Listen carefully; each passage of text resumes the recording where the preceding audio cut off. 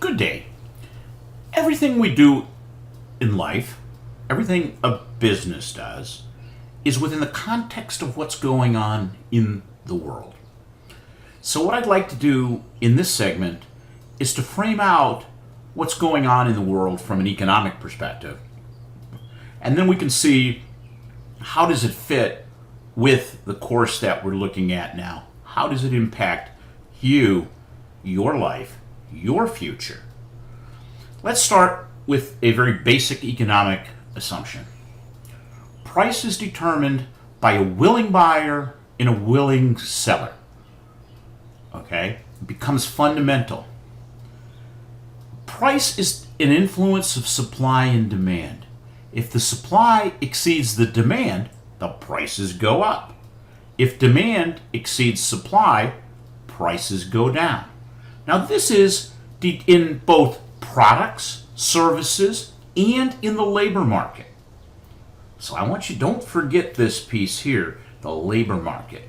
So if the supply exceeds demand, the price goes down. So if there's too many workers, the price of the labor, the salary, the wages go down. If demand exceeds supply, price goes up.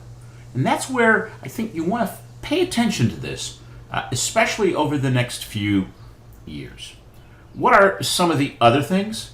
Is the economy is what is happening. It's mostly data driven.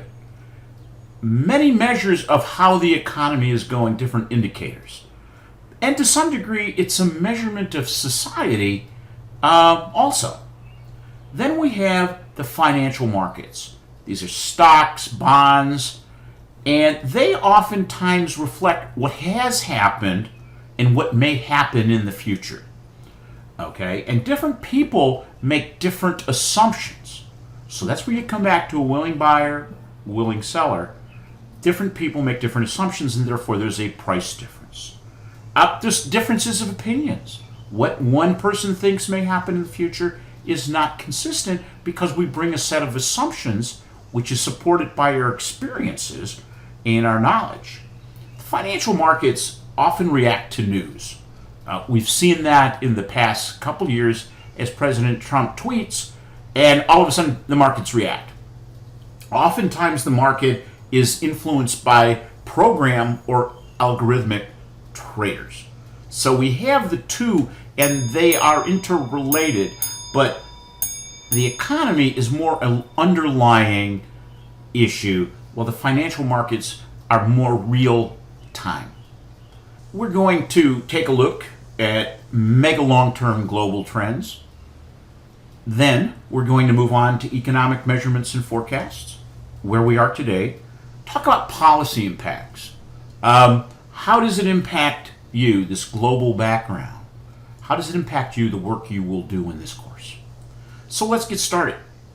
There's some global U.S. trends. And as we can see, the world today is interconnected. Our world, despite everything that is going on around us, we're interconnected. The internet has tied us together. We're now, as a world, we're interdependent and interlocked as individuals and as nations in a way that we have never been before. And that is where we have progressed to. When we look at where our food comes, we have a global interdependence on plant genetic resources. We take a look at the Airbus or the Boeing 787, and we can see that parts for this come from all over the world. They don't just come from one spot. We are connected. Now, why is some of this happening is a lot of times it comes down to the labor cost. If we can see here, $42.42 per hour in Germany, U.S. at $37. If we go down to Mexico, $5.90. So we have a basic rule in accounting, okay? And that's debits equal credits. Revenue less costs equals profit. So think about this for a moment. If a firm wants to be more profitable, they can either increase the revenue, the price they charge for a good or service, or they can reduce their costs. One way of reducing costs, and that makes items more affordable to the consumer, is to produce them in a geographic area that has lower costs. So that means that the lower costs are what's providing us with lower cost products. So if you had to produce this same product in the United States, a company has two questions. One, they could make it here, but then the price is going to go up, and that causes inflation, and consumers pay for that. We're always looking for low prices. So this is what sort of has been happening, but the supply chain along with the technology is very important. Our global financial system is tied together. We got central banks, we got governments, currencies, commercial banks, financial. We're all over the world. We're tied together through these things. In 1939, this is a pie chart of who made up the world. And since it was 1939, you can see the British Empire, the Japanese Empire, Republic of China, the Soviet Union, the US were a fair small slice, French Empire, Nazi Germany, Dutch, but you can see that, it was pretty much dominated by the British and the Japanese in 1939. Take a look at it today. China has moved up incredibly. India, the US has actually shrunk a little bit. So when we look at the world population, these 7 billion people, we see that the biggest two pieces of them are China and India. Okay? And then when we see the relative size of these, this is relatively big compared to the US. So what we have is this globalization, and this is the world. Okay? Those are the percentages today. And we've seen that the British Empire and the Japanese Empire have shrunk. Okay? So we want to keep this in mind as things do change over time.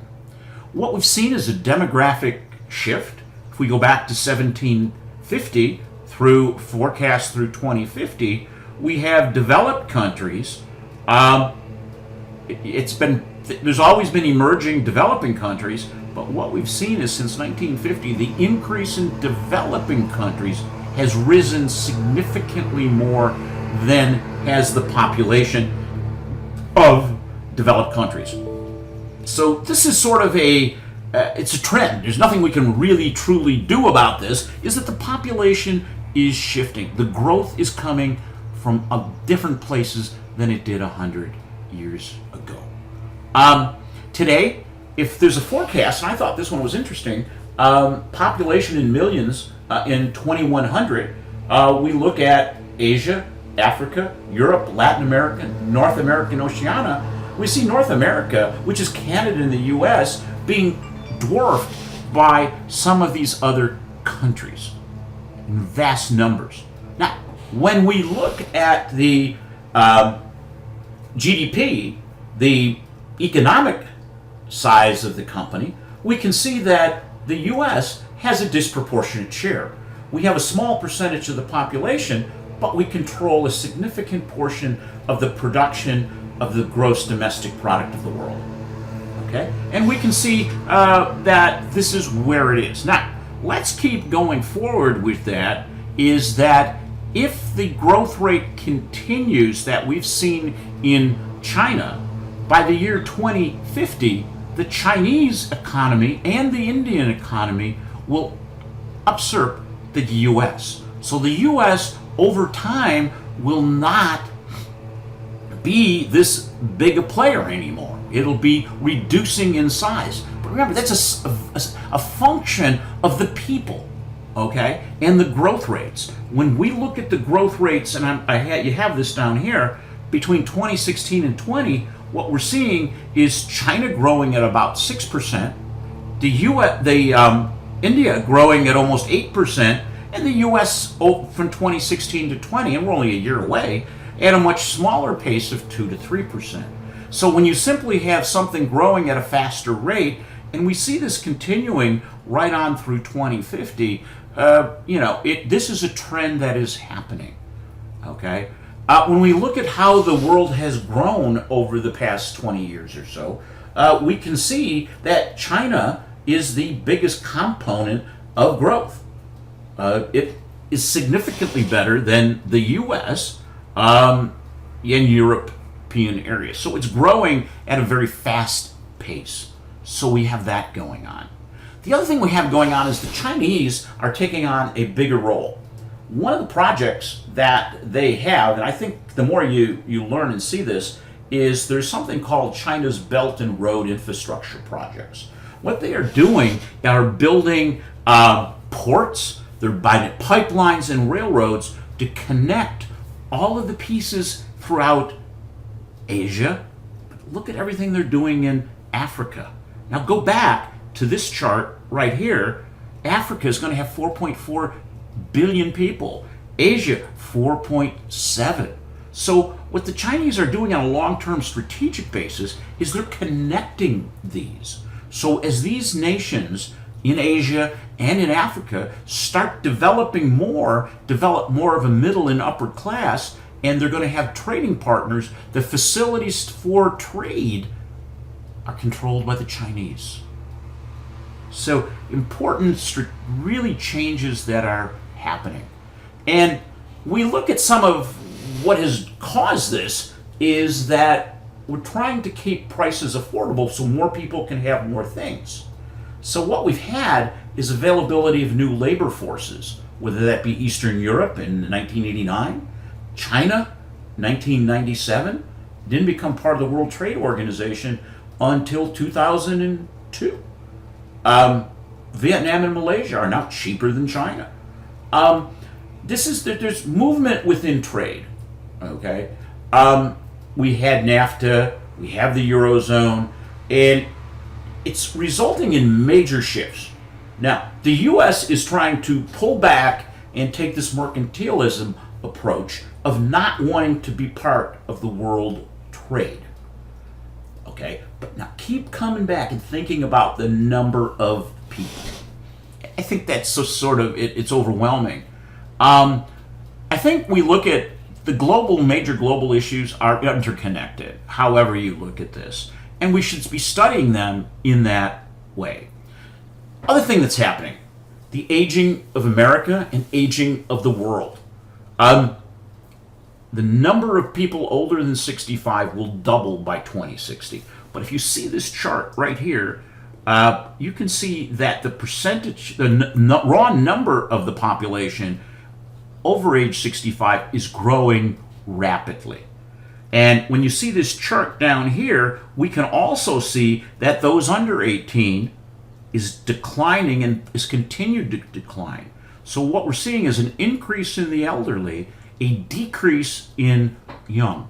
So what that is implying is that we're going to have an older population, but we're having less people come in to the world and to the U.S., and so we have higher medical costs for those living longer, staying in the workforce longer, second and third careers, part-time workers, different lifestyle and buying habits as people age.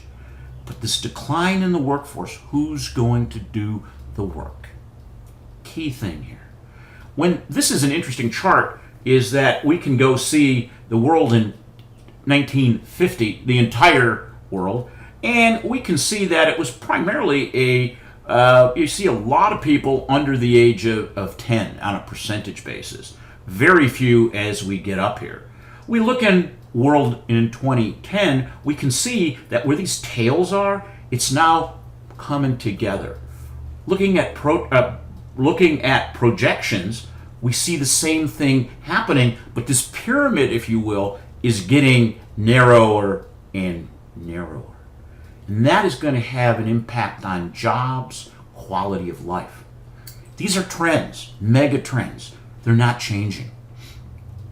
When we look at the U.S., our change in ethnicity, it's pretty clear that between 2010 and moving forward, that the mix in America, going from 65% white to 46% is happening. The Hispanic component is growing rapidly.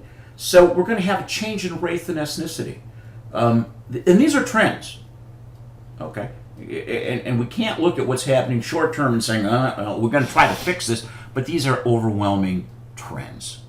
We're in the middle of global political change, the growing size and role of developing countries, expanding leadership role of China, reorder of the global leadership. We have this whole issue of populism, nationalism, mercantilism, swinging right, swinging left, in the USA, Brazil, UK, Italy. So we have different things going on in the political world, but they're faced up against the megatrends. There's development of new trading partnerships. And this is one that I think we need to be very aware of. So China's not buying soybeans from the US, they're buying them from Canada, Mexico, Brazil. And these are new roles. We pulled out of the Trans-Pacific Partnership, China stayed in. China's got the Belt and Road. These are things that are happening, these broad global issues. The Middle East continues to be a crazy place, Sunni versus Shia. We have terrorism, by whatever you call it. We have school shootings. We have churches being bombed in the U.S. and around the world. We have climate change. The role of fossil fuels is evolving. There's a heightened risk of war around the world. And political instability. Okay, we're seeing that in so many countries, including our own. So these are the global political changes that are happening. These are mega trends caused by the size growth of population, the age of population. Now, when we look at this, there's three drivers of change. Demographic shifts, which we talked about, reshape global power structure, and disruptive